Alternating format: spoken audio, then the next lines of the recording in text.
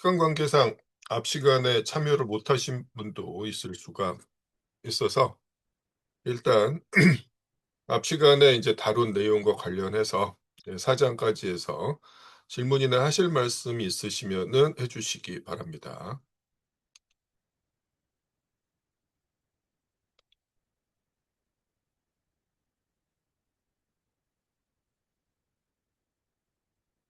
없으신가요? 예. 그러면 이제 바로 5 장을 진행을 할게요. 예. 5장 발제자께서 먼저 질문 우선권이 있습니다. 또는 하시고 싶은 말씀 나눠 주셔도 좋습니다. 어, 예, 저는 아까 발제관에 한번 말씀을 드렸는데 책의 208페이지, 209페이지에 그 콩디악의 사례를 언급하면서 콩디악이 뭔가를 혼동하고 있고 착각하고 있다라고 하면서 얘기를 해주고 있는데요. 그 마르크스가 요약한 내용 자체는 209페이지 두 번째 문단부터 해서 그 내용으로는 이해를 했는데 길게 인용을 했지 않습니까? 콩디악의 주장 자체를. 그래서 그 부분을 다시 한번 정리를 하면 좋을 것 같아서 질문으로 여쭤봅니다. 아 예. 근데 사실은 이제 앞에 사장 이런 때 설명을 예 해주시긴 했습니다. 예. 네네네. 예. 아니 근데 사실 인제 이런 주장이 뭐 오늘날까지도 지속적으로 그 그 우리의 그 상식 내지는 인제 주류 경제학의 사고방식으로 인제 되고 있죠. 그잖아요. 예. 결국 그 이른바 인제 사용 가치라는 것에 대해서 우리가 이제 어떤 식으로 생각하냐라는 거예요. 막서는 인제 사용 가치를 유용한 물건 또는 그 물건이 가진 유용성 딱 이 정도의 의미로 사용을 합니다. 네. 근데 이걸 인제 다른 말로 효용이라고 부를 수도 있는데 문제는 이 효용이라는 개념이 오늘날 우리한테 익숙한 이제 효용 개념은 막스가 규정한 이제 사용 가치라는 개념보다 훨씬 많이 나가 있는 거죠. 이른바 신고전압화 경제학이 만들어지는 과정에서 이 효용이라는 게 어떤 물건이 가진 이제 유용성이라는 의미가 아니라 특정한 사용 가치를 소비하는 과정에서 개인이 얻게 되는 주관적 만족감이라는 인제 의미로 변질이 변형이 됐습니다. 예. 그리고 더 나아가서 이것들을 예 그 셀 수 있고 계량할 수 있고 서로 비교할 수 있다라는 것까지 인제 나갔죠. 그러면서 이른바 신고전압화 경제학이 인제 성립하는 거예요. 근데 사실 그런 식의 인제 사고방식이 생겨난 이유가 결국 인제 노동가치 이론을 부정하기 위한 과정에서 생겨난 이제 기법인 거죠. 근데 사실은 인제 그런 그 출발점은 이미 이때 당시에도 존재하고 있었다라는 거예요. 그래서 상품을 사고 파는 과정에서 '추가적인 가치가 생겨난다.'라는 것의 인제 근거로서 교환을 통해서 구매자와 거래자 구매자와 이제 판매자 모두 인제 이익을 본다라는 그 것을 인제 근거로 제시하고 있는 거예요. 예. 근데 예 사용 가치 측면에서 보았을 때 즉 각자가 인제 자신이 자신에게 유용한 물건 또는 인제 자신이 필요로 하는 물건을 얻는다라는 의미에서 사용 가치 측면에서는 인제 이득을 얻는 건 사실이지만 그렇다라고 해서 어떤 상품의 가치가 저절로 증가하는 건 아니다라는 이야기거든요. 정확하게 이런 이야기인데 실제로 인제 우리는 네 그렇게 믿도록 또 교육받아 온다라는 거죠, 끊임없이. 그러면서 인제 어떤 식으로까지 이야기를 합니까? 이 뒤에도 나오지만은 209 쪽에 인제 제일 하단에 보면은 "상업은 엄밀히 말해서 생산 행위다." 이런 식으로 이야기를 하는 거예요. 그래서 인제 그 "유통 과정에서 상품의 구매와 판매를 통해서 새로운 가치가 만들어진다."라고 인제 믿도록 우리한테 계속 주입하는 거고 또 얼핏 보면 그렇게 보인다라는 거예요. 막스도 이제 여기서 언급을 하고 있지만 현실에서도 자본주의 경제에서도 상품을 사고 파는 과정에만 개입하면서 이윤을 얻는 자본가들이 존재하잖아요. 그러니까 마치 그런 것처럼 보인다라는 거죠.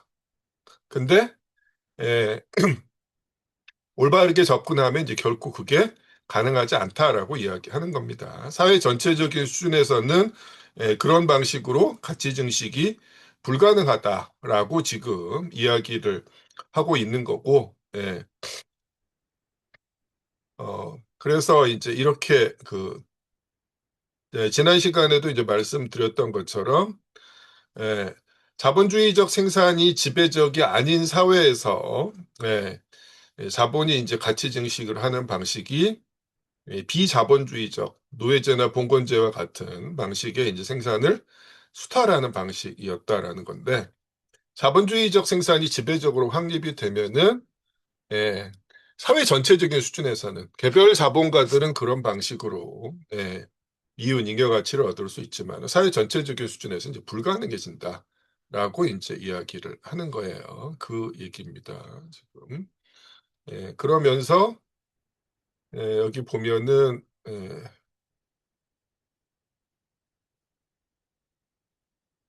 이렇게 이야기를 하죠. 여기 보면은 어, 215쪽에 이미 215쪽 예, 세 번째 줄에 이제 결론이 있죠.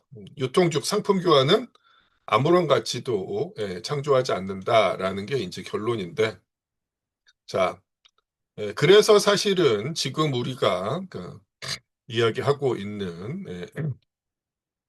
자본이라는 게 그 자본주의 이전부터 이제 존재했던 상인 자본이나 이제 고리제 자본이 아니다라고 지금 이야기하는 거거든요. 그래서 여기서 지금 네 번째 줄에 나와 있는 자본의 기본 형태는 뭐다? 근대 사회의 경제 조직을 규정하는 자본 형태 이렇게 이야기하고 있는데 앞서 이제 사장에서 자본의 근대사라는 문구도 나왔는데 이건 정확하게 산업 자본을 이야기하는 겁니다. 예. 생산 과정에서 잉여 가치를 만들어내는 자본이 자본주의 사회에서는 이제 자본의 기본 형태다라는 거예요. 그리고 자본주의 사회에서도 존재하는 상업자본이라든지 이자 낳는 자본 같은 경우는 파생 형태다라고 이야기를 하는 거죠. 이건 나중에 우리가 이제 자본론 3권에서 다루게 될 주제인데 생산 과정에서 만들어낸 이제 잉여 가치를 지배계급의 여러 분파들이 상업이윤, 이자, 지대 등등의 형태로 이제 나눠 가지게 되는 과정이거든요. 그래서 1편 공부하면서도 몇 차례 말씀드렸던 것처럼 막스가 이미 이제 자본론 3권까지의 원고를 1차적으로 완성해 놓고 난 다음에 지금 1권을 최종 출판용 원고를 작성을 했기 때문에 그걸 이제 염두에 두고 이렇게 지금 이야기를 하고 있는 거예요.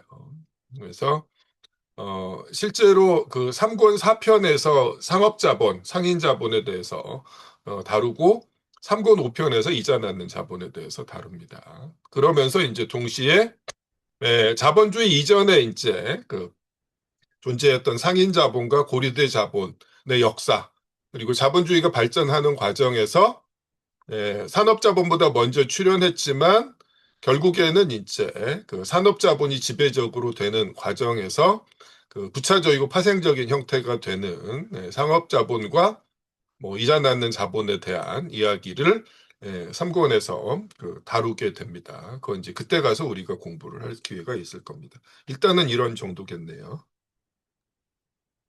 네, 감사합니다. 이 네, 부분 제가 읽으면서 네, 네. 우리가 지금 시대에 살고 있고 예시로 생각난 게 그 서구권, 특히 미국에서는 아이들에게 어린 나이에도 뭐 이제 가게에서 마트에서 레모네이드 가루 같은 걸 사와서 그걸 이제 마당 앞에서 제조해서 팔 때 지나다니는 이웃들이 뭐 귀엽다고 하면서도 주지만 아이들에게 이 자본주의적 그런 마인드를 심어주고 기업가 정신, 랑트프리너십을 키운다고 해서 용돈처럼 돈을 주고 그걸 이제 시초자산처럼 활용하는 케이스가 좀 익숙하게 저도 접해서 알고 있는데요. 그러면 그 부분을 자본론적으로 해석을 한다면, 만약에 동생이 이제 그 제조를 해가지고 형이나 뭐 오빠가 내다 판다면 그 동생의 노동력을 통해서 사실 자본이 축적된 거지. 그 마트에서 떼다가 100잔을 팔아갖고 남긴 마진이 자본이 아니다. 이렇게 생각하는 예시로 이렇게 생각해도 될까요? 좀, 네, 글쎄요, 뭐 이제 그 여러 전제 조건이 이제 붙어야 되겠지만 사실 미국뿐만 아니라 이제 한국에서도 그런 식의 교육은 행해지고 있습니다. 특히나 이제 한국의 이제 지배계급은 아주 그 어린 그 나이부터 부동산과 각종의 주식 주식, 같은 예, 걸 증여하죠. 그래서 실제로 이제 뭐 미국에서 행해지고 있다는 뭔가를 좀 만들어서 팔게 하는 것 자체는 오히려 이제 건전해 보일 정도로 예, 사실은 이제 그 생산 과정 자체를 아예 이제 그 어, 훨씬 이제 건너뛰고 이제 무시하면서 이자 낳는 자본이나 이제 지대를 획득하는 방식을 음, 먼저 가르치죠. 네, 어쨌거나 이제 목표는 뭐예요? 가치 증식이잖아요. 그러니까 무슨 수를 써서든지 돈을 불리기만 하면 그것이 이제 정답이다라고 이제 주입하는 거죠. 그게 이제 지배계급의 사고 방식인데, 예, 뭐 그들이 이제 어떻게 생각하든지 간에 결국 그것들이 생산 과정으로부터 나올 수밖에 없다라는 걸 네, 우리가 정확하게 이해하는 게 일단은 목표입니다. 네. 예, 네, 좋습니다. 감사합니다. 저는 마지막으로 이 책의 마지막 문장이 마르크스가 이제 문학적 인용들을 자주 하는데 그 부분에 네. 대한 뭐 해석이 있을까 싶어서 마지막으로 아, 여쭤봅니다. 로드수섬 이야기요. 네, 예, 좋습니다. 자, 뭐 이런저런 이제 질문들을 주셨는데, 일단 이 얘기를 조금 하고 추가적으로 질문을 받도록 하겠습니다. 사실 이게 여기서부터 이제 이어지는 거죠. 네. 이 218쪽에 그 두 번째 문단에 이제 이런 문장이 있어요. 요거 한번 읽어주시겠어요, 발제자께서? 네. 자본은 유통에서 생길 수도 없고 또 유통의 외부에서 생길 수도 없다. 자본은 유통에서 생겨야 하는 동시에 유통의 외부에서 생겨야 한다. 이런 얘기인데 이게 무슨 얘기예요? 네, 모순이어서 안 된다는 얘기 같습니다, 저는. 아, 모순인 것처럼 이제 보입니다, 사실은. 그죠? 사실 이제 이 문장의 그, 을 이해하는 게 결국 이제 마지막에 이제 막수가 로드썸을 언급한 의도를 밝히는 과정, 밝히는 방식일 텐데요. 자, 일단 이 두 문장의 이제 첫 번째 문장에 유통에 생길 수도 없고 유통 외부에 생길 수도 없다라는 문장은 5장의 대부분을 차지하고 있는 내용을 한 줄로 요약을 한 겁니다. 무슨 소리냐? 자, 발제하시면서 잘 설명을 일단 하셨는데, 일단 4장에서 자본의 일반 공식을 제시한 다음에, 자본의 일반 공식이 처음에 등장했을 때, 어, 그, 이전에 이제 단순 상품 유통이라고 부른 과정을 그냥 순서만 바꾸는 거였잖아요. CMC를 MCM으로. 그렇기 때문에 그거 말고는 달라지는 게 아직은 없다라는 거예요.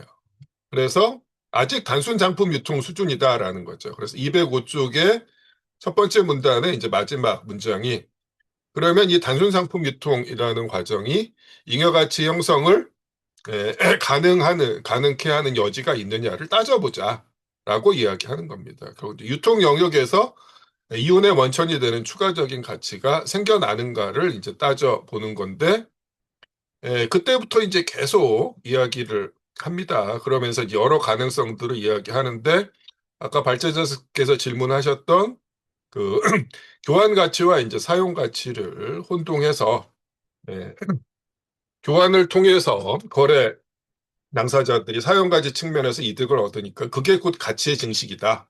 라는 식으로 이제 이야기하는 것을 이제 비판합니다. 그리고 그 다음에 이제 또다시 비판하는 게 뭐냐면은 상품을 싸게 사거나 비싸게 파는 방식에 대해서도 이제 이야기를 하는 건데 역시 이제 안 된다는 게 확인이 되죠. 그래서 누군가는 이득을 얻지만 정확히 그만큼 반대편에 손실이 발생하기 때문에 결국 안 된다라는 이야기였어요. 예. 그래서 어, 217쪽에 그 두 번째 문단까지가 사실 그 얘기예요. 유통 영역에서 아무리 해도 안 된다라는 이제 이야기입니다. 예, 그리고 뭐 자본론 나중에 이제 이자 낳는 자본이나 이제 그 상인 자본을 어떻게 다룰 건지에 대해서도 살짝 이제 언급을 하고 있는데 그건 제가 아까 말씀을 드렸죠. 3권 후반부에서 다루게 된다라고 말씀을 드렸고요. 어, 그 정치경제학 입문 강의를 저랑 같이 하셨던 분들은 그 가치와 가격 파트 2에 대한 그 강의에서 상업이윤 이자 지대 등등을 이미 이제 공부하셨으니까 어느 정도 감이 잡히실 거고 혹시 이제 접한 적이 없으시면은 시간을 내서 그 서막 유튜브 채널에 있는 해당 부분 강의 가치와 가격 파트 2 부분을 한 번씩 들어주시기 바랍니다. 그럼 도움이 될 거고요. 자, 그 다음에 이제 217쪽의 세 번째 문단에서 이야기하는 건 뭐냐면은 자, 유통에서 잉여가치가 안 나온단다. 그럼 유통 바깥에서 한번 보자. 라고 지금 그 가능성을 또 타진을 합니다. 유통의 바깥에 뭐가 있어요? 생산 과정이 있죠. 생산 과정에서 어떤 일이 일어나는가를 지금 이야기하는데 생산 과정에서는 노동을 통해서 새로운 가치가 만들어진다. 그리고 그 생산물에 이제 가치가 추가된다라는 사실을 확인을 하고 있어요. 예. 그래서 이제 가죽을 장화로 만들므로써 자기 상품의 가치를 증가시킬 수 있다. 이걸 이야기하고 있는데, 근데 그렇다고 해서 잉여 가치가 생겨나는 건 아니다라는 거잖아요. 그죠? 예. 생산 수단에 인간의 노동이 추가돼서 가치가 증가한다고 해서 잉여 가치가 만들어지는 건 아니다. 라는 걸 이제 또 이야기하고 있어요. 그러니까 어떻게 돼요? 유통의 바깥에서도 잉여 가치가 안 만들어지는 거. 그죠? 예, 그래서 이제 218쪽의 두 번째 문단에서 유통에 생길 수도 없고 유통의 외부에 생길 수도 없다. 이렇게 지금 이야기를 하고 있는 거예요. 그죠? 근데 이제 그 다음에 나오는 문장, 자본은 유통에서 생겨야 하는 동시에 유통의 외부에 생겨야 한다라는 문장은 얼핏 보면 이제 첫 번째 문장을 가지고 이제 좀 꼬투리 잡아서 그 말놀이를 하는 것처럼 보이지만 사실은 이 앞에 문장과 뒤 문장이 논리적으로 정확하게 동치입니다. 예, 이른바 대우명제라고 하죠. 예, 그 얘기입니다. 네, 무슨 소리예요? 자본은 유통에 생길 수 없습니다. 그러면 어떻게 해야 돼요? 유통 외부에 생길 수밖에 없잖아요. 그리고 유통 외부에 생길 수 없다고 했으니까 유통에 생길 수밖에 없어요. 그래서 첫 번째 문장은 결국 두 번째 문장으로 될 수밖에 없습니다. 예. 그래서 사실은 이게 이제 그 말장난을 하고 있는 게 아니라 정확하게 우리가 맞닥뜨린 상황이 어떤 상황인가를 이야기하고 있는 거예요. 예. 그리고 나서 이것이 어떤 의미인가라고 이제 이야기했을 때, 예, 그 얘기를 그 조건들 이것들의 이제 조건을 다시 이제 풀어서 확인해 주는 거죠. 자, 이 부분 박창진 씨가 한번 읽어 주시겠습니까? 밑에 세 번째 줄부터. 네, 화폐가 음, 화폐가 자본으로 전환하는 것은 마땅히 상품 교환을 규정하는 법칙의 토대에 의해서 전개되어야 할 것이며 따라서 등가물끼리의 교환이 당연히 출발점으로 되어야 할 것이다. 아직까지는 애벌레 형태의 자본가에 불과한 화폐 소유자는 상품을 그 가치대로 사서 그 가치대로 팔아야 하는데 그러면서도 가정의 끝에 가서는 자기가 처음 유통에 던져놓은 것보다 더 많은 가치를 유통해서 끌어내지 않으면 안 된다. 그가 나비로 성장하는 것, 즉 완전한 자본가로 되는 것은 반드시 유통 영역에서 일어나야 하며 또 그러면서도 유통 영역에서 일어나서는 안 된다. 이것이 바로 문제의 조건이다. 여기가 로드스 섬이다. 자, 여기서 띄워보라. 예, 이런 내용입니다. 자, 그 박장진 씨가 방금 읽어주셨는데 아직 발제 신청 안 하셨죠? 예, 그 네. 지금 거의 지금 개근을 하고 계시는데 발제는 신청을 안 하셨더라고요. 음, 예, 그래서 다음 주에 발제를 지금 하나 비어 있는데 그걸 맡아줄 수 있을까 싶어서 제가 말씀을 드립니다. 12월 1일인가요? 예, 예. 일단 몇 장이죠? 네, 그거 이제 제가 네. 이따 텔레그램 방에서 말씀을 네, 드릴게요. 알겠습니다. 예. 사실 방금 읽으신 부분의 답을 그 발제할 대목에서 찾으실 수가 있을 거예요. 예, 실제로 7장 2절에서 여기에 대한 답이 나오거든요.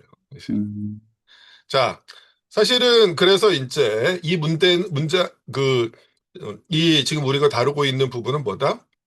예, 등가 교환의 원칙을 위반하지 않는 상황에서 자본이 어떻게 발생할 수 있는가를 설명해야 된다라는 이야기이거든요. 네, 관련해서 추가적으로 여기서 갑주 24번에서 조금 더 이야기를 해주고 있어요. 자, 박지연 씨 갑주 24번 읽어줄 수 있을까요? 네. 이상의 설명을 통해 독자는 이 말의 의미가 무엇인가를 이해할 수 있을 것이다. 그것은 상품의 가격과 가치가 동일한 경우에도 자본의 형성이 가능해야 한다는 것이다.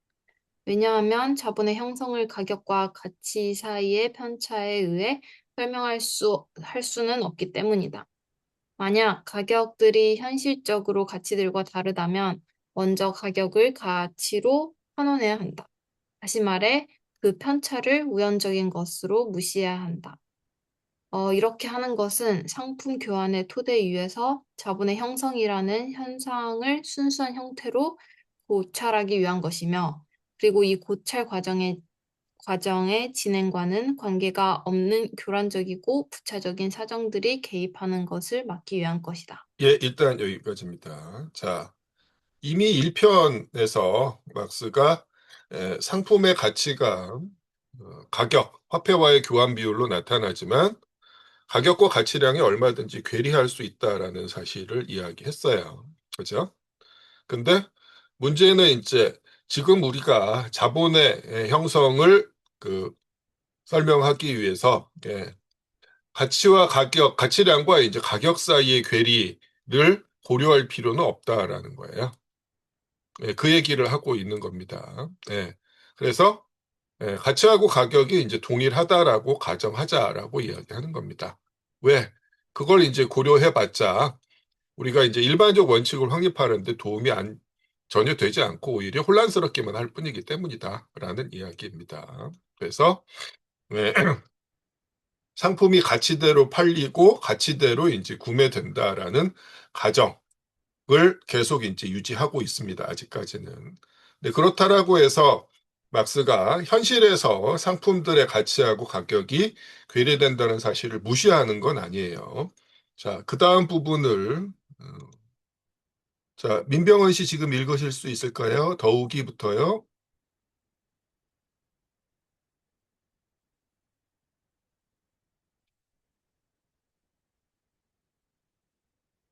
네, 음소거 해제 부탁드립니다.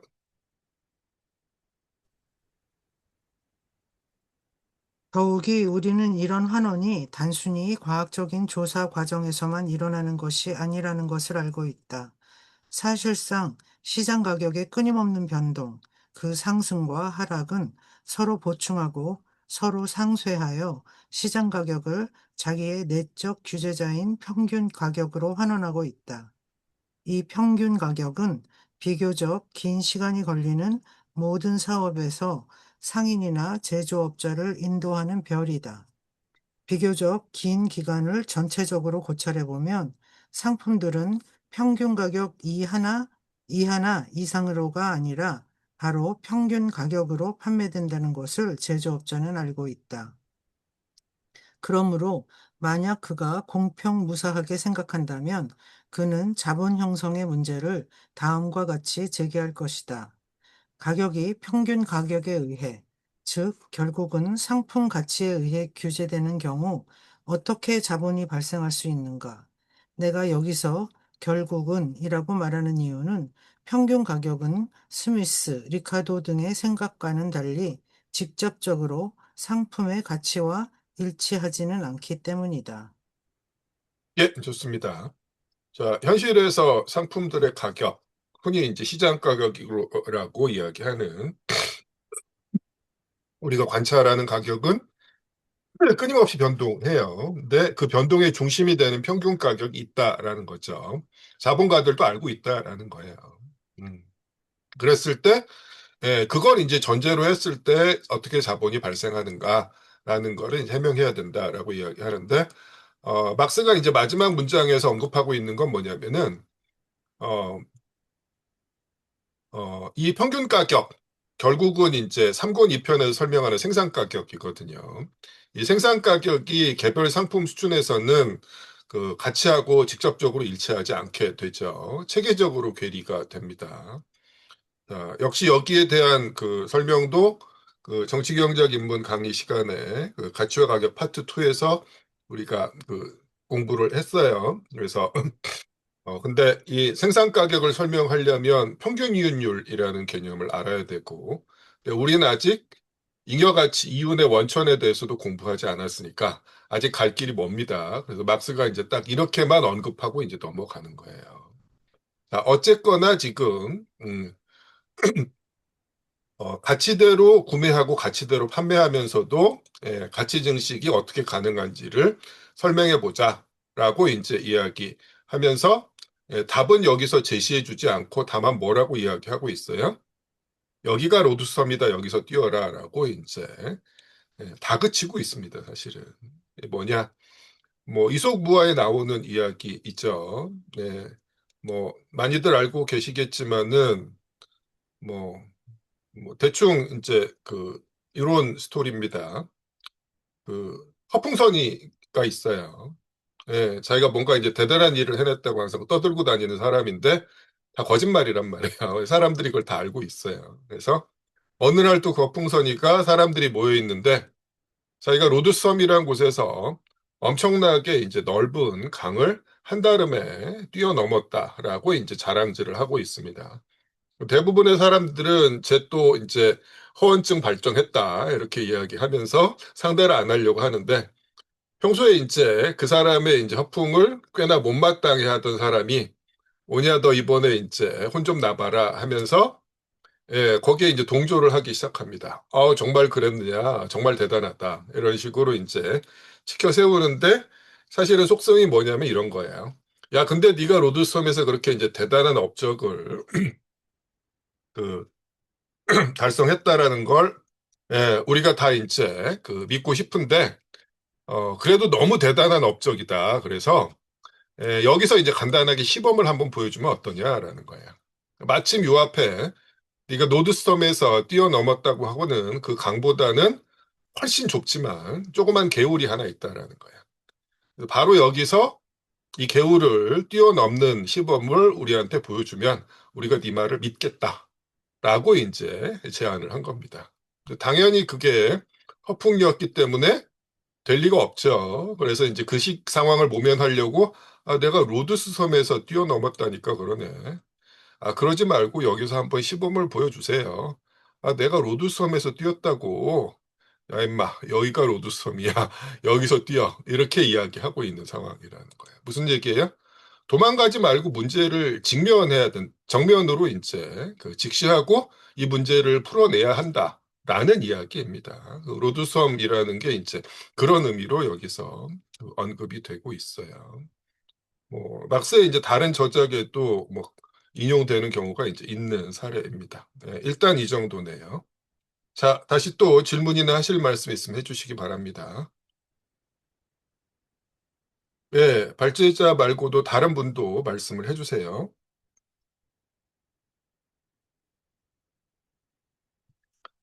자, 5장 당장 없으시면 이제 6장으로 넘어갑니다. 6장 발제자께서 먼저 말씀해 주십시오.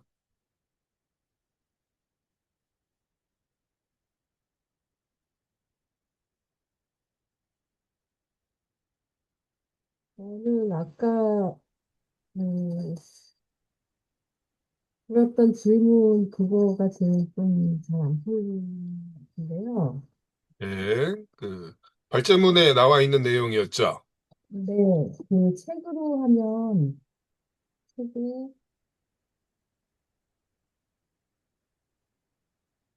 227쪽에 보면 227쪽이요. 네, 227쪽에 문자 중간쯤에 그 계산 365분에 365 곱하기 A 더하기 52B 더하기 4C 더하기 기타. 이제 이 상품들의 하루 평균량을 이렇게 계산을 했잖아요. 예, 그리고 이제 그렇게 해서 질문이 3원이 반유분으로 노동일이 12시간, 하루 노동일이 12시간이고, 이에 대한 노동력 가치가 이제 가치로 3원을 자본가가 줬는데, 원래는 6원이 돼야 되는 건가? 이런, 의문이 들었고요. 근데 그런 자세한 설명을 여기서는 제가 이해를 못 해가지고, 이 부분에 대해서 조금만 설명해 주시면 감사하겠습니다. 자, 다음 시간에 우리가 공부를 하게 되면은 이제 완전히 명확해지긴 하겠습니다만은 이미 여기서도 어느 정도 이제 조짐이 보이죠. 자, 노동일이라는 건 하루 동안의 노동 시간을 의미합니다. working day예요. 이제 그 다음 시간에 또 나올 텐데요. 즉, 노동자가 하루에 12시간 노동한다라는 거예요. 근데 노동력 상품의 가치를 계산해 봤더니 이게 반일분의 이제 노동을 통해 생산할 수 있는 가치, 6시간에 해당하는 사회적 노동이더라라는 이야기입니다. 네. 사회입니다. 일단 그렇게 이제 가정을 하고 있는 거거든요. 네. 그 일단 가정입니다. 사실 그래서 이제 잉여 가치가 어디서 생겨나는가가 바로 여기서 이제 확인이 될 수도 있어요. 그래서 노동자는 3원, 반일분의 노동이 생산한 가치만큼을 임금으로 받는데 실제로는 12시간 일한단 말이에요. 그러면 이제 자본가가 예, 그 차이만큼을 이제 이득으로 추가 자신들의 이제 이익으로 얻을 수가 있는 건데 그 발제문에서 하신 질문을 보면은 자본가가 6원을 노동력의 가치로 지불해야 하는데 3원만 지불하는 게 아니냐 이렇게 질문을 하셨는데 자, 노동력이라는 상품의 가치가 어떻게 결정되는지가 이 6장에 나와 있는 거죠. 예. 그래서 일단 결론을 말씀드리면은 자본가는 지금 3원을 임금으로 지불하면 노동력의 가치를 지금 제대로 지불하고 있는 상황입니다. 자본가가 지금 사기를 치거나 임금을 후려치지 않았어요. 그 과정입니다, 지금. 그리고 사실은 이게 대단히 중요하죠. 임금을 노동력의 가치대로 이제 지급한다라고 가정한 상황에서 지금 잉여 가치가 발생하는 걸 우리가 살펴보는 거거든요. 근데 이제 많은 경우 우리가 헷갈리게 됩니다.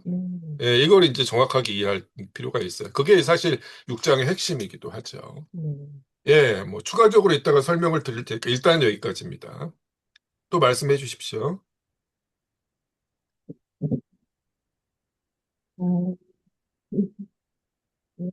생각이 좀 됐습니다. 다른 분들이나 추가적인 질문 있으면 해 주십시오. 다른 분들도 좋습니다. 6장에서요.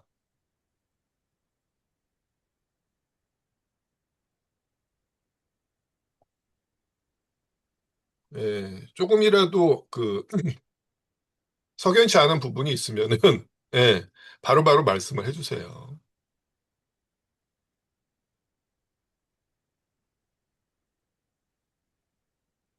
자, 일단 간단하게 이제 요약을 좀 해보면은요.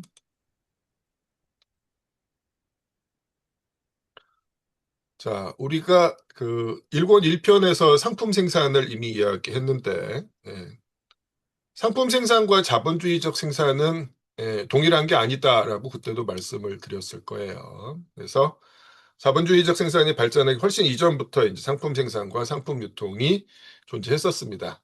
단, 자본주의 이전에는 이런 상품 생산과 상품 유통이 경제 활동의 지배적인 요소를 차지하지 못했다라는 거죠.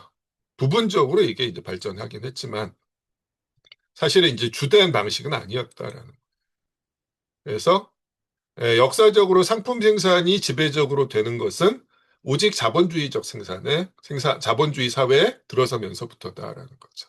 또는 다른 말로 인간의 노동력이 상품으로 되는 상황이 이제 전면화되면서부터다라는 얘기입니다.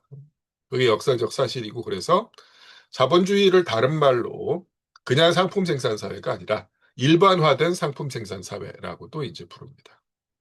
상품 생산은 자본주의 이전에도 존재했지만 상품 생산이 지배적으로 일반화된 사회는 오직 자본주의뿐이다라는 거죠.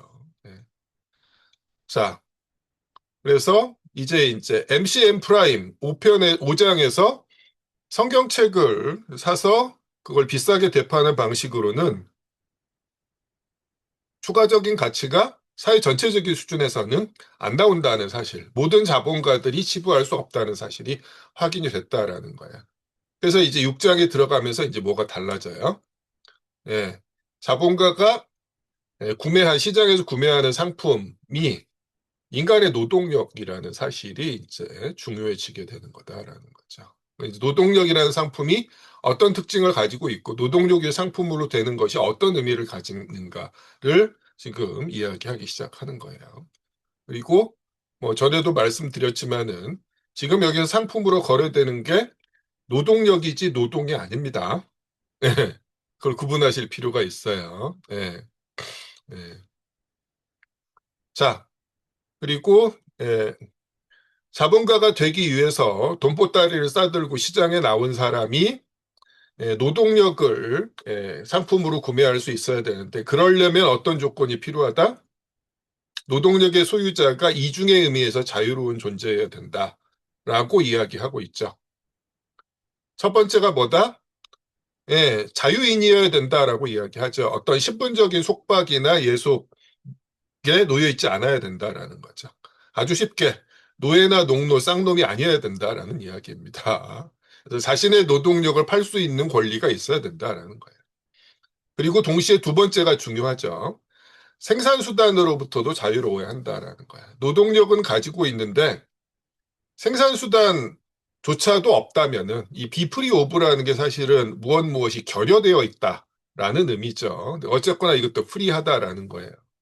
이렇게 되면은 우리가 인간이 이상 무에서 유를 창조할 수는 없으니까 노동력밖에 이제 가진 것이 없는 자가 어쩔 수 없이 이제 그 자신의 노동력을 상품으로 팔아서 생존할 수밖에 없는 상황이다라는 거죠. 그래서 이 이중의 의미에서의 자유는 결국 뭘 의미한다? 굶어 죽을 자유를 의미한다라는 거죠. 그 얘기이고, 예.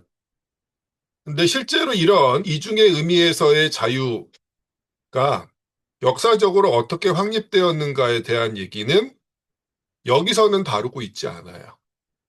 자, 223쪽에 보면 이제 이중의 의미에서의 자유를 이야기하면서 그다음에 이제 세 번째 문단에서 이렇게 이야기합니다. 이 부분을 발제자께서 좀 읽어주십시오. 어째서부터요?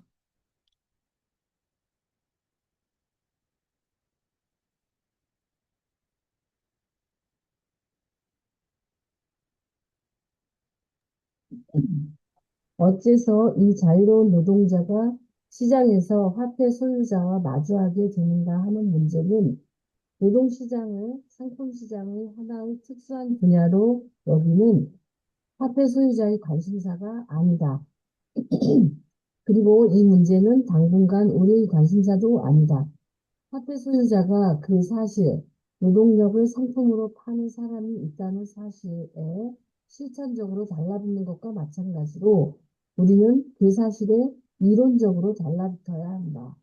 그러나 한 가지만은 분명하다. 즉, 자연이 한편으로 화폐 소유자 또는 상품 소유자를 낳고 다른 한편으로 자기의 노동력만 소유하고 있는 사람을 낳는 것은 아니다. 이런 관계는 자연사적 관계도 아니며 또한 역사상의 모든 시대의 공통된 사회적 관계도 아니다. 그것은 분명히 과거 역사적 발전의 결과며 수많은 경제적 변혁의 산물이고 과거 수많은 사회적 생산 구성체의 몰락의 산물이다. 예, 좋습니다. 음. 자, 지금 이 6장에서 그 설명하고 있는 것은 이미 화폐 소유자가 돈보따리를 싸들고 자본가가 되고자 하는 사람이 시장에서 이중의 의미에서 자유로운 사람을 만나서 노동력을 살 수 있는 상황입니다. 그걸 전제로 하고 있어요. 근데 그게 자연사적 관계가 아니고 모든 시대에 공통된 관계도 아니다라고 이야기합니다. 그죠? 우리가 살고 있는 자본주의 시대의 특징적인 관계다라고 이제 이야기를 하는 거예요. 네. 근데 이미 그렇게 되었으니까 어떻게 해서 이렇게 되었는지를 지금 따져보지는 않겠다라고 이제 이야기하고 넘어가는 거예요. 근데 이게 당연한 건 아니다라고 이야기하면서 실제로 뭐 힌트를 주고 있죠. 과거 역사적 발전의 결과, 수많은 경제적 변혁의 산물, 수많은 사회적 생산 구성체의 몰락의 산물이다라고 이야기하는데 흔히 이제 자본의 원시적 축적 내지는 시초 축적이라고 부르는 자본주의가 성립하는 역사적 과정은 제1권의 이제 마지막 편에서 우리 이번 세미나의 이제 마지막 시간에 다루게 됩니다. 그래서 여기 역자주가 달려 있는 거고요. 일단은 그런 걸 이제 언급하기만 하고 당장은 이제 노동력의 상품으로 판매되고 있으니까 그걸 보자라고 이야기하고 있는 거예요. 그 얘기고요. 자, 그래서 이런 그림이 이제 등장할 수가 있는 거죠. 우리가 1권 1편에서 이 자본주의 빼고 상품 생산, 시장 경제까지 그림을 봤어요. 그렇죠? 1장 2절에서 사회적 분업은 상품 생산의 필요 조건이지만 그 역은 참이 아니다라는 걸 확인했죠. 모든 사회적 분업이 상품 생산으로 되는 게 아니다라는 사실을 막스가 이미 확인했는데 지금 이야기하는 건 뭐냐면은 상품 생산과 자본주의도 동의어가 아니다라는 거예요. 그래서 생산 수단을 가지고 생산을 하되 자기 생산 수단을 가지고 노동을 하되 타인의 노동력을 구입해서 생산하는 게 아니라 자기가 직접 노동하는 경우는 자본주의적 생산이 아닙니다.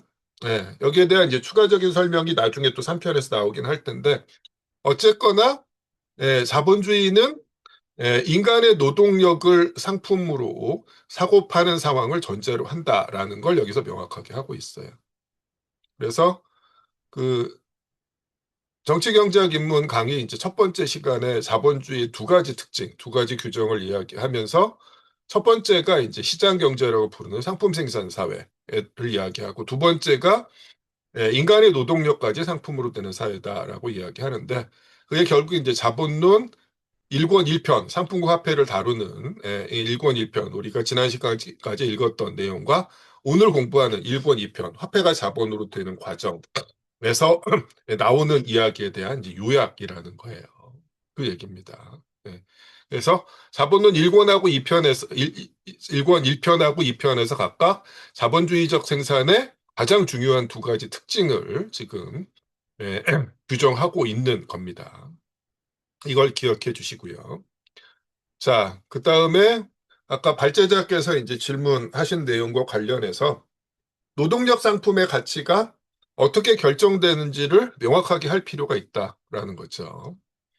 그래서 노동력을 재생산하는데 이제 필요한 요소들을 이야기하면서 노동자의 물질적인 생존 그리고 다음 세대의 노동자를 재생산하기 위한 출산과 양육 그다음에 자본가가 요구하는 노동 능력을 양성하기 위한 교육과 훈련 등등을 이야기하면서 이런 것들을 무난하게 수행하기 위해서 뭐가 필요하다? 각종의 다양한 상품들을 생활수단으로 구매해서 소비해야 되는데 결국 그랬을 때 이제 노동력이라는 상품의 가치는 그 노동력 재생산에 필요한 상품들의 가치 합이고 또는 다른 말로 그 상품들의 생산에 사회적으로 필요한 노동시간의 합이다. 이렇게 지금 이야기하고 있는 거예요. 이게 이제 막스가 노동력의 가치에 대해서 규정을 하는 겁니다. 그리고 이제 잠깐 나왔었는데 실제로 이 노동력이 정상적으로 재생산되기 위해서는 일정한 수준이라는 게 전제되어야 한다라고 이야기하면서 이른바 역사적 도덕적 요소라는 것들이 여기에 개입할 수밖에 없다라고 지금 이야기를 합니다. 네, 그 내용을 이제 보면은 보자.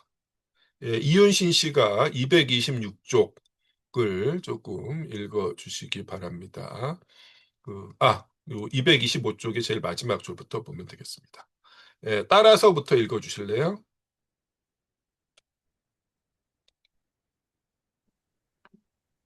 따라서 생활수단의 총량은 노동하는 개인을 정상적인 생활 상태로 유지하는 데 충분하지 않으면 안 된다.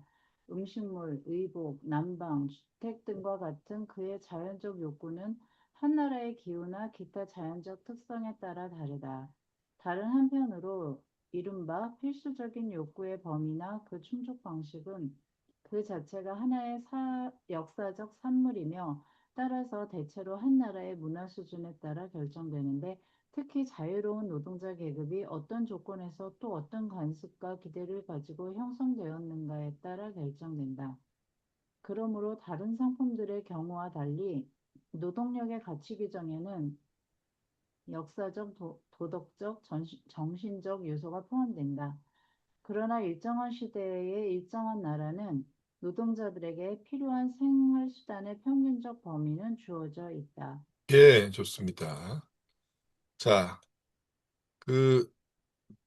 여기 보면 이제 기후, 자연적 특성 등등이 예, 욕구에 영향을 미친다라는 거고요. 동시에 그 사회의 발전 정도와 대중의 이제 그 기대라는 것들이 고려 대상이 된다라는 거예요. 그러면서 이제 역사적 도덕적 요소가 포함된다라고 이야기를 합니다. 뭐 아주 쉽게 1950년대 대한민국의 노동력 재생산이라는 것에 대한 기준이 되는 생활 수준과 2025년에 그것이 동일할 수 없다라는 이야기거든요. 그 얘기입니다. 그리고 여기서 이제 이 도덕적이라는 단어에 이제 역자주로 정신적이라는 이런 얘기, 그 식으로 이제 여기 들어가 있는데 정신적이라기보다는 이제 관습적이라고 생각하시는 게 조금 더 이해가 쉬우실 수 있어요. 이때의 도덕적에서 이제 도덕은 윤리 도덕할 때의 그런 도덕이 아닙니다. 영어에 이제 moral이라는 단어가 그 윤리 도덕할 때의 그 도덕으로 쓰일 수도 있지만은 공식적으로 또는 이제 법률적으로 인정받는 것은 아니지만 대부분의 사람들이 이제 그렇다고 인정하는 이런 정도의 의미를 가지고 있어요. 그게 이제 그런 의미에서 이제 도덕입니다. 그래서 이제 관습적이라고 이제 바꿔 읽으면은 아주 똑같지는 않지만 대체로 이제 비슷한 의미를 가질 수가 있어요. 그래서 이 정신적이라는 말보다는 이제 훨씬 더 들어맞는 거라고 이제 생각을 합니다. 자, 근데 사실은 현실에서는 자본가들은 이것들을 이제 제대로 고려하는 게 아니라 어떻게 해서든지 이걸 후려치려고 하죠. 그래서 사실은 이제 그 자본가와 노동자 사이에 이 임금을 둘러싼 싸움이 벌어질 수밖에 없는 건데 어쨌거나 노동력의 가치를 규정하는 요소들에는 이것들이 이제 개입된다라고 지금 이야기를 하고 있습니다. 그리고 우리 책에서의 가정은 뭐예요? 노동자가 하루의 노동력을 정상적으로 재생산하기 위해서 필요한 상품들의 가치 합이 3원이고 이것이 노동자가 하루에 6시간 일해서 만들어내는 가치에 해당한다라고 가정을 하고 있습니다. 자, 그리고 그러면서 이제 이제까지와는 이제 다른 상황이 만들어지는 거예요. 자본이 등장했을 때 그냥 MCM 프라임이라고 이야기했는데 실제로는 이렇게 된다라는 거죠. 자본가가 시장에서 구매하는 상품이 두 종류로 크게 나누어집니다. 지금 MP라고 쓴 것은 영어의 means of production의 머리 글자입니다. 생산 수단을 의미하고요. L이 이제 레이버 파워 노동력이죠. 그래서 자본가가 생산 수단과 노동력을 구매해서 생산 과정에서 이걸 이제 결합시켜서 생산을 하게 되는 거고 여기서 어떤 일이 벌어지는지는 우리가 이제 다음 시간에 살펴볼 거다라는 이야기입니다. 자, 그 얘기고요. 네. 그다음에 뭐 이런 식의 이제 노동력 가치에 대한 규정이 어떤 의미를 가지는지 제일 마지막에 다시 한번 말씀드릴 거고, 그 전에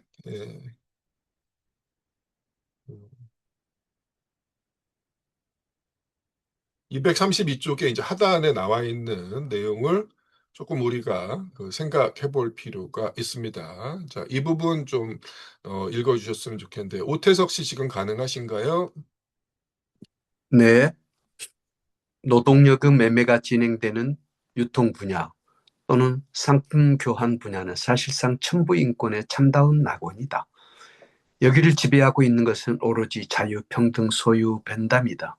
자유. 왜냐하면 하나의 상품, 예컨대 노동력의 구매자와 판매자는 자기들의 자유 의지에 의해서만 행동하기 때문이다. 그들은 법적으로 대등한 자유로운 인격으로 계약을 체결한다. 계약이라는 것은 그들의 공동의지가 하나의 공통된 법적 표현을 얻은 최종 결과다. 평등. 왜냐하면 그들은 오직 상품 소유자로서만 서로 관계하며 등가물과 교환하기 때문이다. 소유. 왜냐하면 각자는 자기 것만을 마음대로 처분하기 때문이다. 변답. 왜냐하면 각자는 자기 자신의 이익에만 관심을 기울이기 때문이다. 그들을 결합시켜 서로 관계를 맺게 하는 유일한 힘은 각자의 이기주의, 이익, 사적 이익뿐이다. 각자는 오직 자기 자신에 대해서만 생각하고 타인에 대해서는 관심을 기울이지 않는다. 바로 그렇게 하기 때문에 그들은 모두 사물의 애정 조화에 따라 또는 전지전능한 신의 섭리에 따라 그들 상호 간의 이익, 공익 전체의 이익이 되는 일을 수행하는 것이다. 예, 좋습니다. 자, 유통 분야에서 노동력의 매매가 진행됐는데, 여기는 천부인권의 참다운 낙원이다, 이렇게 이야기하고 있습니다. 근데 이제 이런 식의 서술이 한편으로는 야유이면서 한편으로는 대단히 이제 정확한 그런 이제 서술이기도 합니다. 그러면서 자유평등 소유 밴담이 이제 등장을 합니다. 뭔 소리냐? 자, 천부인권 관련해서는 많이들 들어보셨죠? 네, 뭐 이런 식의 이제 아이디어가 명시적으로 예, 드러난 게 흔히 이제 프랑스 혁명이라고 우리가 알고 있어요. 근데 막스는 이제 그거를 자유평등 소유 밴담이라고 지금 이야기하고 있는데, 뭐 자유하고 평등까지는 이제 우리한테 익숙합니다. 그죠? 그래서 이제 뭐 프랑스 혁명에서는 뭐라고 나왔다 그래요? 자유평등 박애라고 흔히들 이야기하는데, 실제로 이 박애라는 번역어가 원래 뜻하고는 이제 조금 다르다고 요즘은 이야기를 하죠. 그래서 실제로는 뭐 이제 본래 단어를 그대로 쓰면 이제 우애 내지는 이제 연대에 가깝다라는 식으로 이야기를 하는데, 보통 우리는 이런 천부 인권이 이제 평등하게 이제 모든 사람에게 적용되는 것으로 생각을 하고, 프랑스 혁명 당시에도 이제 그렇게 제시됐다라고 생각하지만, 실제로는 뭡니까? 예, 프랑스 혁명 당시에 제시된 천부인권, 자유평등, 연대 우애는 사실상 모든 사람에게 적용되는 게 아니라 뭐였어요? 유상계급, 오늘날의 이제 부르주아지를 대상으로 한 거였죠. 이게 이제 명확한 겁니다. 근데 나중에 이제 우리가 이걸 이제 확장하면서 프랑스 혁명 자체가 이제 그런 모든 사람에게 적용되는 그런 이데올로기를 제시한 것처럼 예, 왜곡돼 버렸는데, 어쨌거나 사실은 이제 그 당시 프랑스의 제3 신분이라고 이야기하는 유산 계급, 열심히 이제 돈 벌어서 세금 많이 내는데 정치적 권리를 할당받지 못한 자들의 이제 요구사항이 이렇게 지배하게 됐던 거죠. 어쨌거나 뭐 그게 이제 어떤 의미냐라고 했을 때, 자유평등 이야기했을 때 막스가 뭐라고 이야기합니까? 일단 노동력의 구매자와 판매자가 강제로 계약을 체결한 게 아니다라는 거예요. 즉 노동력을 구매하는 자본가뿐만 아니라 노동력을 판매하는 노동자도 자신의 자유의지로 판매 계약을 맺었다라는 걸 이야기하고 있는 거예요. 누가 칼 들고 협박하지 않았다라고 지금 이야기하는 겁니다. 물론 사실은 누가 칼 들고 협박하는 것보다 더 심각한 그 조건이 있죠. 왜? 생산수단으로부터의 자유라는 조건 때문에 노동력을 판매하지 않으면 이제 굶어 죽기 때문에 어쩔 수 없었지만 어쨌거나 이 노동력의 구매와 판매라는 상황만, 유통 요약만 들여다보면 그건 안 보인단 말이에요. 누구나 노동자든 자본가든 자유로운 존재이고 동시에 평등한 존재로 나타났다라는 거예요. 그리고 이때의 평등은 단순히 이제 신분적으로 서로 다르지 않다라는 의미뿐만 아니라 뭐다? 등가물을 등가물과 교환했다라는 가정입니다. 이게 대단히 중요합니다. 그러면서 동시에 비현실적이기도 하죠. 현실에서 오늘 우리가 공부한 그 노동력의 가치만큼 임금이 지불되고 있느냐라고 이야기하면 거의 대부분 그렇지 않다라는 거예요. 오히려 그것보다 훨씬 낮은 수준의 임금이 지불되고 있는데 그럼에도 불구하고 이제 막스는 노동력 상품이 임금과 교환될 때 등가 교환이 이루어진다라고 가정을 하고 있는 거예요. 그래서 육노동시간이 생산한 가치에 해당하는 3원이 하루 동안의 노동력을 생산하는데 충분한 노동력의 가치와 일치한다라고 가정을 하고 있습니다. 그런 의미에서의 평등이다라는 거죠. 자, 그 다음에 이제 소유 이렇게 이야기했을 때 노동자도 자신의 소유인 노동력을 판매했고 자본가도 자신의 소유인 임금으로 지불한 화폐를 이제 노동력의 대가로 지불했다라는 거예요. 마지막에 벤담이 조금 의아하실 수가 있어요. 왜냐? 실제로 그 벤담 하면 이제 공리주의가 생각나고 또 뭐가 생각납니까? 최대 다수의 최대 행복이 생각나잖아요. 근데 그러면은 그 뒤에 나와 있는 서술하고 맞지 않은 것처럼 생각하기가 쉬워요. 벤담 다음에 나와 있는 얘기가 뭐예요? 각자가 자기 자신의 이익에만 관심을 기울인다. 쭉 이런 식으로 이야기하고 있잖아요. 그러면서 이제 최선의 결과가 나올 거다 이야기하는 건데 공리주의가 이런 뜻인가라고 이제 오해하실 수가 있어요. 왜? 오늘날의 이제 그 공식적인 교육에서 벤담의 공리주의가 대단히 이제 왜곡된 형태로 주입되고 있기 때문입니다. 본래적인 의미의 이제 공리주의가 오히려 은폐되고 있는 거죠. 자, 공리주의에서 최대 다수의 최대 행복이라는 게 실제로 뭘 의미할까라는 겁니다. 보통 우리는 이것을 부의 재분비와 관련시켜서 생각하기가 쉬워요. 그래서 부자한 사람들한테 세금을 많이 걷어서 가난한 사람들한테 이제 나눠줌으로써 사회 전체의 행복을 증대시킨다라는 식으로 생각하는데 오리지널 버전의 공리주의는 죄송하게도 이것과 아무런 상관이 없습니다. 뭔 소리냐? 자, 공리주의에서 공리라는 게 뭐냐? 보통 오늘날 이제 이 공리주의를 부의 재분배와 관련해서 생각하기 때문에 공리를 공공의 이익이라는 식으로 착각하는 경우가 많아요. 그래서 공리주의를 한자로 써보세요 하가면 대부분 이렇게 씁니다, 처음에. 근데 이건 틀린 거죠. 어떻게 써야 돼요? 이렇게 써야 됩니다. 이게 제대로 쓴 공리주의예요. 이 공리라는 게 뭐예요? 뭐가 공리예요? 자, 공리주의는 영어에 유틸리터리언이즘을 번역을 한 겁니다.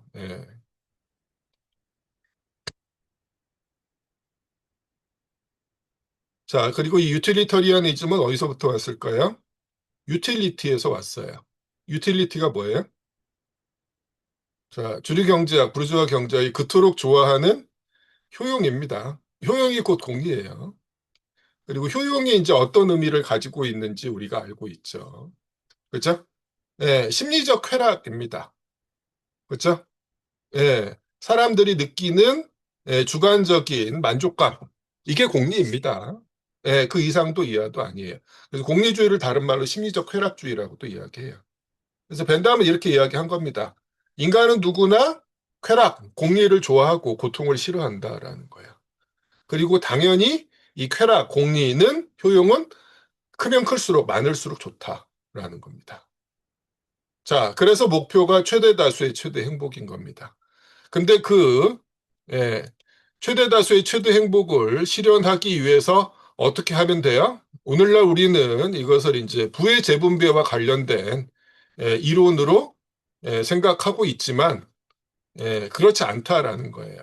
지금 막스가 여기서 서술하고 있는 게 벤담이 생각한 오리지널 버전의 공리주의입니다. 이거 다시 한번 읽어 볼게요. 자, 피린 씨 지금 읽으실 수 있을까요? 여기서부터. 벤담. 왜냐하면 각자는 자기 자신의 이익에만 관심을 기울이기 때문이다. 그들을 결합시켜 서로 관계를 맺게 하는 유일한 힘은 각자의 이기주의, 이득, 사적 이익뿐이다. 각자는 오직 자기 자신에 대해서만 생각하고 타인에 대해서는 관심을 기울이지 않는다. 바로 그렇기 때문에 그들은 모두 사물의 예정 조화에 따라 또는 전지전능한 신의 섭리에 따라 그들 상호 간의 이익, 공익 전체의 이익이 되는 일을 수행하는 것이다. 이 예, 사탄. 좋습니다. 예. 자, 벤담에 대해서 이야기하는데 어디서 많이 들어보는 얘기 같지 않아요? 각자가 자신의 이제 이익을 위해서만 행동하면은 결과적으로 어떻게 된다? 예, 전체 이익이 된다라고 이야기하는 거예요.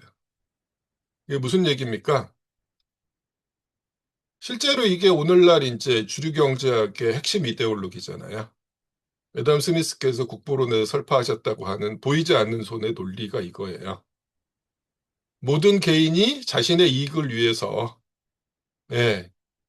만 이기적으로 이제 행동한 결과가 사회 전체적으로 가장 바람직한 결과를 낳는다라는 믿음입니다. 근거는 뭐예요? 여기 보면 이제 사물의 예정조화, 전지전능한 심의 설리 이렇게 나와 있죠. 예정조화 같은 이제 단어, 기독교 교리에서 나오는 얘기입니다. 그죠? 이제 그분의 뜻에 따라서 각자가 자신의 이익을 위해서 최대한 이기적으로 행동한 결과가 사회 전체적으로 가장 바람직한 결과를 낳는다라는 논리입니다. 이게 사실은 공리주의의 실체입니다. 그래서 실제로 이 벤담의 공리주의가 애덤 스미스가 극부론을 쓰는 과정에서 엄청나게 큰 영향을 미칩니다. 그리고 오늘날의 이제 주류 경제학, 부르주아 경제학의 핵심 이데올로기가 이 벤담의 공리주의예요. 이게 팩트입니다. 그래서 벤담은 이 공리주의를 정립할 때 처음에는 부의 자분배 같은 거를 생각한 적이 한 번도 없어요.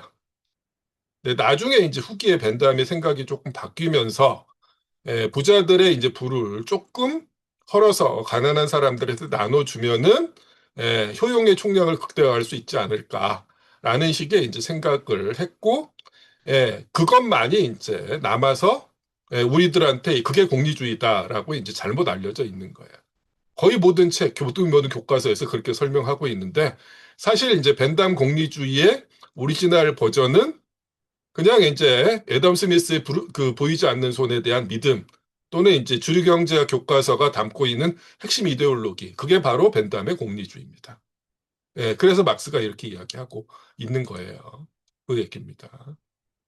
그리고 실제로 이 오리지널 버전에 따르면 부의 재분배는 오히려 불가능하거나 할 수 없는 게 돼요. 뭔 소리냐? 실제로 본래 그 벤담의 사고방식에서는 한 사람의 이제 공리, 효용, 쾌락과 다른 사람의 공리, 쾌락, 효용이라는 게 서로 비교 불가능한 거였어요. 그래서 부자들의 부를 아주 약간 세금 같은 걸로 이제 빼앗아서 다른 사람한테 나눠주는 과정은 함부로 하면 안 됩니다. 왜?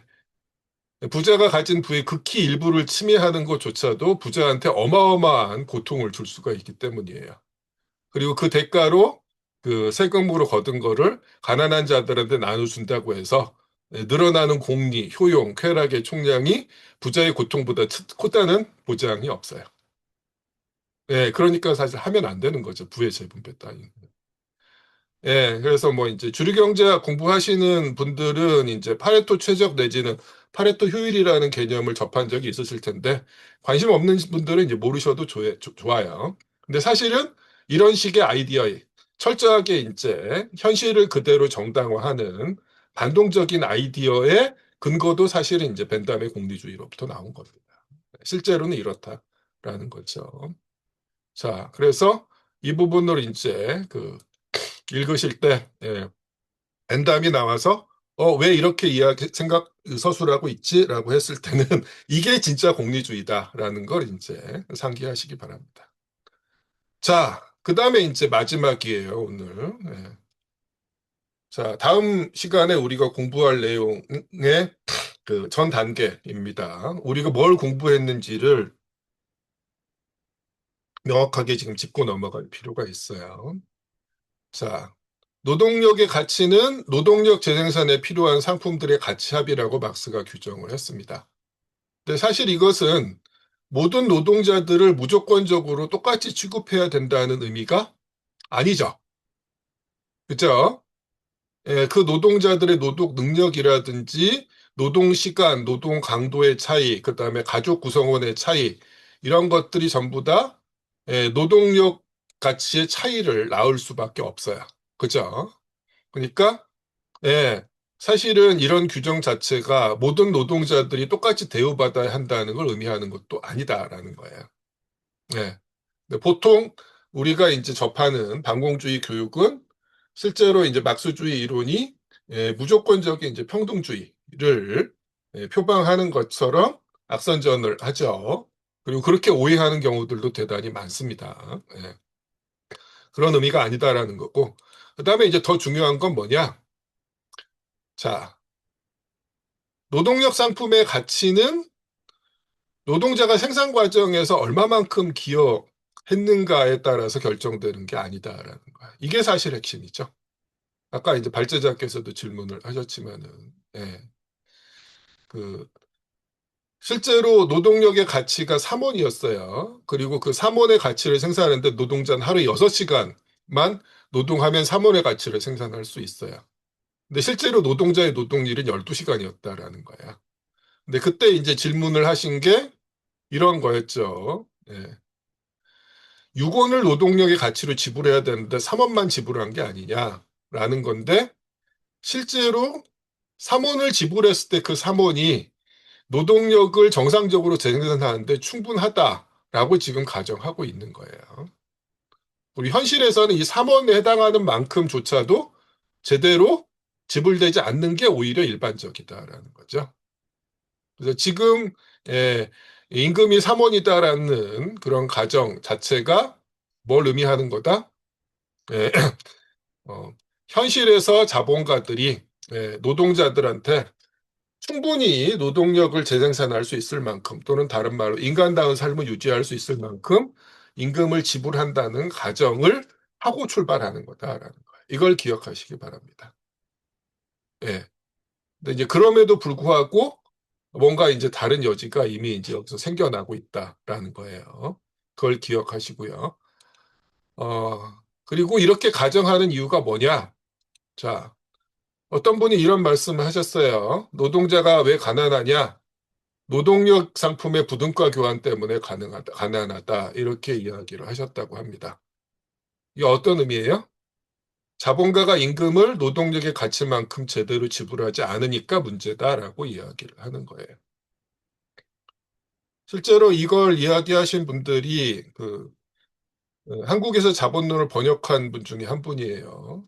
동아대학교에 재직하셨던 강신준 교수께서 실제로 이제 언론사가 주최하는 이제 강의 같은 걸 열심히 하시고 또 인터뷰에서 이런 식으로 이야기를 하셨다라는 거예요. 자, 이게 문제이기 때문에 이제 노동운동의 과제는 이걸 해결하는 거다. 이렇게 이야기를 하셨습니다. 기록에 남아 있어요. 무슨 얘기예요? 노동자가 임금을 제대로 노동력의 가치만큼 받지 못하니까 이제 문제다. 그래서 이 문제를 해결하면 된다라고 이야기하셨다라는 거예요. 근데 막스는 지금 애초에 어떤 가정에서 출발해요? 노동력의 등가 교환이라는 가정에서 출발하고 있습니다. 그죠? 노동력의 등가 교환을 가정하고 잉여 가치를 설명하려고 하고 있다라는 거예요. 이거 완전히 다르죠? 헷갈리지 마시기 바랍니다. 그래서 지금 우리가 공부한 내용을 정확하게 이제 곱씹어 보는 게 필요하다라는 거예요. 다시 한번 노동자가 생산해서 얼마만큼 기여했는가와 임금의 크기 또는 노동력의 가치는 무관합니다. 노동력의 가치는 생산 과정 바깥에서 노동력을 재생산하기 위해서 노동자가 얼마나 많은 생활수단을 소비해야 하는가에 의해서 결정이 된다라는 거예요. 그죠? 네. 그리고 이미 우리는 어떤 걸 가정하고 출발한다? 임금이 노동력이 가치만큼 지불된다는 가정을 하고 출발합니다. 그런 상황에서 잉여가치 생산을 다음 시간부터 볼 거다라는 거죠. 예, 꼭 기억하시기 바랍니다. 자, 여기까지 질문이나 하고 싶은 말씀 있으면 해주시기 바랍니다. 자, 그래서 이제 233쪽에 이제 마지막 문단에서 유통 영역에서 이제 모두가 자유롭고 평등한 것처럼 보였는데, 예, 모두가 자기 이익에 따라 행동하는 것처럼 보였는데, 예, 마지막 장면에서 조금 구매자와 판매자의 처지가 조금 달라진 것처럼 보인다라고 이제 암시를 하고 있어요. 그래서 이제 다음 시간에 가면은, 예, 드디어 이제 잉여가치 생산이 등장합니다. 자본론 1번의 부제가 자본의 생산 과정이거든요. 근데 지난 시간까지는 자본은커녕 상품과 화폐만 줄창 이야기를 했고 오늘 비로소 화폐가 자본으로 전환이 됐습니다. 그 과정에서 필수적인 게 인간의 노동력이 상품으로 판매되는 거였고 그리고 나서 이제 다음 시간에 비로소 생산 과정에 대한 분석에 들어간다라는 거죠. 네. 우리가 지금 여기까지 와 있습니다. 자, 다시 한번 질문이나 하실 말씀 있으면 부탁드립니다. 더 없으신가요? 네, 교수님, 네네네. 그 자본주의적 생산 양식이라는 것을 좀 찾아보니까 네네. 뭐 생산 수단의 사적 소유 이런 이야기가 나오거든요. 네네네. 지금 이제 오늘 배운 거는 네. 노동력의 상품화를 강조하셨잖아요. 네네. 다 같은 그 포함이 되는 건가요? 어, 자본주의적 생산 양식에 대해서 좀 그, 정확하게 설명해 일단, 주세요. 아까 이제 그 그림에서 말씀드렸는데, 이것도 사실은 저기 이제, 뭐야, 음,